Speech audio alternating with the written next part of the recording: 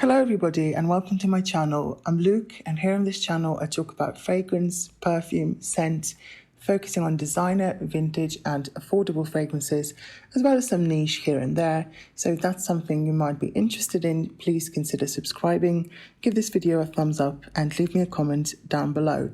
In this video, I'll be talking about 8 tuberose fragrances from my collection that I really enjoy. And apart from 1 or 2, none of these are straight up tuberose scents, but tuberose is definitely one of the strongest, if not the strongest note in the composition. The note of tuberose is an intense white floral that can take on many different nuances. It can be sweet, bubblegummy, it can be green and fresh. It can also be sweet and creamy, but it can also be indolic. And indolic, as we use it in perfume jargon, it's not the same as animalic. It usually means having an overripe, almost decaying quality. Tuberose is a very delicate flower, so it can't really be extracted as an essential oil. So it's usually extracted by a solvent or by a technique called enfleurage. Tuberose as a plant originated in Mexico, where it was used by the Aztecs, long before the arrival of the Europeans. Tuberose is so potent and carnal that in Victorian times, young women were actually prohibited from smelling it because of its aphrodisiac powers. In India as well, young women were advised not to breathe in its scent after dark. So tuberose is a very sensual and voluptuous note that not everyone appreciates. But here are 8 tuberose perfumes from my collection that I really like. Let's start with an absolute powerhouse, Givenchy Ysatis. This is an opulent floral from the 80s. It smells like $1 million. This fragrance is just on another level. It's opulent, it's powerful, it's elegant, it's incredibly refined, but it smells vintage, it smells old-fashioned. So if you're not into powerhouse florals and florientals from the 80s, you will recoil in disgust when you smell this. Ysatis is a loud, unforgettable and powerful tuberose. Yes, the tuberose is the main floral note in here, but the ylang ylang is also very strong. But it also has about 20 other notes, so it's a very complex fragrance. And people seem to call this kind of a fragrance everything but the kitchen sink floral from the 80s. And it's true, it's a very complex, very powerful scent. The tuberose in here is vintage smelling, sweet, creamy, and the ylang ylang adds a sort of tropical quality. So this is a beautiful vintage powerhouse. It smells like luxury, it smells like elegance to me. I also find it to be slightly animalic, so keep that in mind if you're considering purchasing it. This is a vintage bottle of the Eau de Toilette. So that's Ysatis from Givenchy, released in 1984. Moving on to another powerhouse from the 80s. This is Giorgio Beverly Hills Eau de Toilette from 1981, created by Bob Aliano. This is new to my collection. It's a cheapie, it's affordable, it's under 20 euros. This is a 50ml bottle, and I have to say, I really love this. This is an 80s style powerhouse fragrance. It's one of the great American classics in American perfumery. It's a sweet white floral. It's also powdery, yellow floral, animalic, woody and fruity. It's got a bunch of different notes, but the main note in this is definitely tuberose, which is sweet, fresh, waxy, and it also has an oily quality. This is a sunny, uplifting fragrance. It's a happy scent. It opens with that typical 80s style, cacophony of notes. It's sweet, it's green, fresh, very floral, even fruity. But the soul of this fragrance is a bouquet of tuberoses. Mainly tuberoses, some gardenia, some ylang ylang, which also adds a slightly tropical touch. It also has some jasmine, I believe, and this is by no means a modern smelling fragrance, but it's stunning, and to me it just smells sunny, optimistic, beautiful. It's not the best performer, it only lasts about 4 to 5 hours on me, but it does remind me of other 80s style fragrances like Boucheron from Boucheron, maybe Kenzo Sasson, another fruity tuberose. So Giorgio Beverly Hills is what a designer boutique on Rodeo Drive is supposed to smell like. And maybe it does, maybe it doesn't, but it's a nice fragrance and I'm glad I added it to my collection. Let's talk about another Givenchy scent. This is Givenchy Organza from 1996. This is a white floral with some vanilla, as well as some nutty and woody touches. The perfumer behind it was Sophie Labe, although some sources also credit Sophia Groisman as one of the perfumers. And Organza is an opulent, vintage-smelling white floral from the 90s. This composition is centered around the tuberose, in my opinion, but it also has some other prominent notes. But this is a true white floral from the 90s. If you're not into tuberose, this won't be for you. The white flowers are sweet, full of nectar. So it's a sweet white floral with a pinch of nutmeg. And it's just beautiful. It's slightly animalic and slightly indolic, but still, it's very sensual, voluptuous, grown-up, mature. It's a great classic. If you love white flowers, Organza is a must-try. It's slightly more modern than Ysatis, for example, but it's still very classic and vintage-smelling, and it won't be for everyone. It still packs a punch. This is a tester bottle from about, 5 years ago. The new version is not really strong on me, but this tester bottle is an older formula, so it's still great. If you buy the new formula, yes, it still smells great. It might not be as strong as a vintage or an older bottle. So that's Organza from Givenchy. Moving on, we've got another tuberose classic that has to be mentioned, Poison from Dior. And let's face it, Poison is tuberose on steroids. But it's by no means a straight-up tuberose fragrance. It has a plum note, it has lots of spiciness, smokiness, an ambery and musky base, and it's just complex, gorgeous, iconic. But the tuberose, that sweet, velvety, vintage-style tuberose, is the star of the show.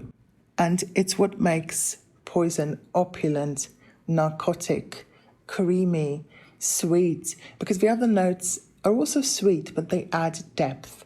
But tuberose keeps it sweet, creamy, and prevents it from becoming a dry oriental. So that's all I'm going to say about Poison. I have a full review on my channel.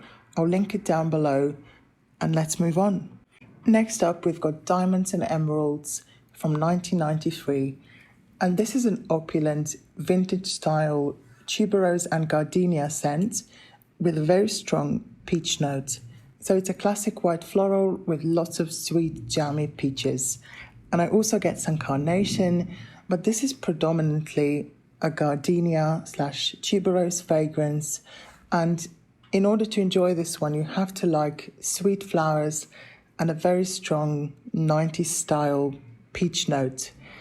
So the florals, the tuberose in this fragrance are at the peak of their bloom. They're sweet, full of nectar, ever so slightly indolic, but I wouldn't say this scent is overly animalic. It's definitely a sweet floral, but it's also slightly vintage smelling, not overly old-fashioned. So even someone who dislikes vintage fragrances might enjoy this one. But it's very opulent, unapologetic, bold. It costs about 10 to 15 euros, but it lasts all day. So the kind of quality you get for so little money is truly astonishing, and I really love the White Diamonds line. The original is also a tuberose fragrance, and honestly, it should have made this list, but I decided to talk about Diamonds and Emeralds because I prefer it to the original. Even though both are beautiful tuberose fragrances, this one has a bit more gardenia, but it's still a tuberose scent.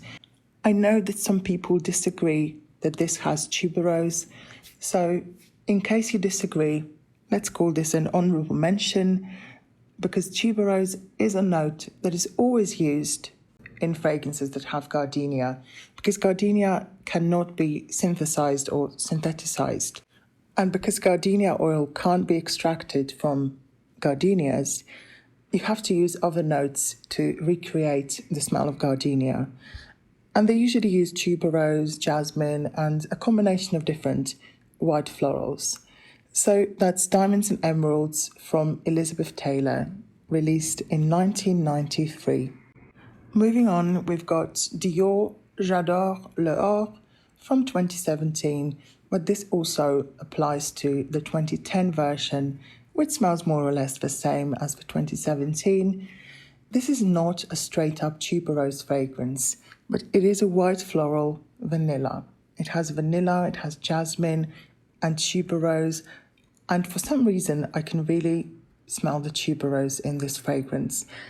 It's absolutely stunning. It smells luxurious, elegant, slightly green and soapy in the opening, but the base is rich, warm, ambery, refined, expensive smelling. It's just one of the most expensive smelling fragrances in my collection. I have a backup. I really love it. But when I first spray this on, I can really smell that sweet vintage style tuberose. Even though this was released in 2017, it has a vintage vibe. So that's Dior J'adore l'or from 2017. Moving on, we've got SpellBound from Estée Lauder, and this is a spicy floriental from the 90s, but it's very 80s in style. It's an 80s style, syrupy sweet floriental with fruity, powdery, spicy, and animalic touches. It's syrupy sweet, but very, very heavy on the tuberose. And even though the tuberose is not listed in the newer version, it's only listed in the original version from 1991, I can still smell it. This to me is very much a tuberose fragrance. It reminds me of Poison. Actually, this is Poison on steroids. This is so strong.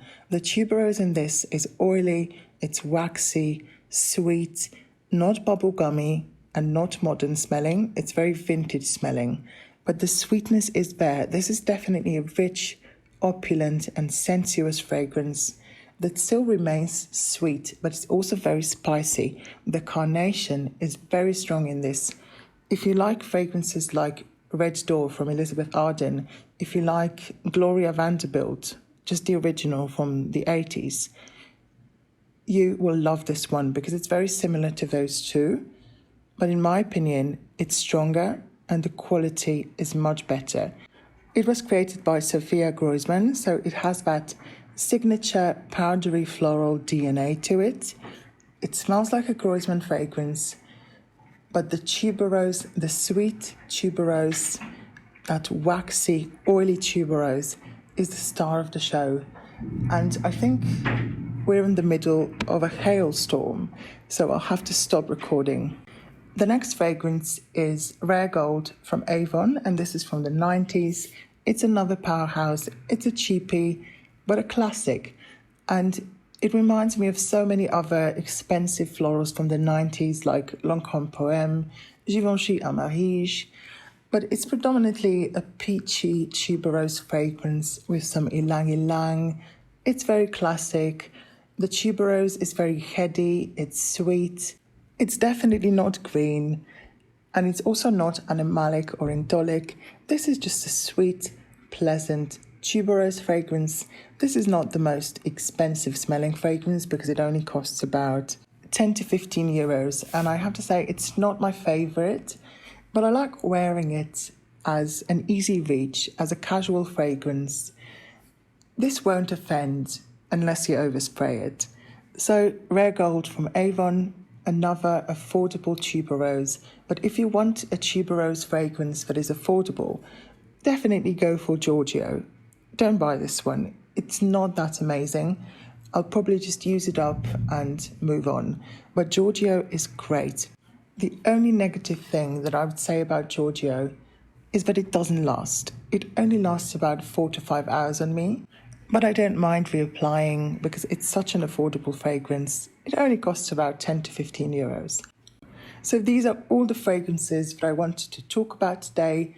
I'm sure you've seen some of these on my channel before. If you're a regular, if you're a new subscriber, welcome. Please leave me a comment down below.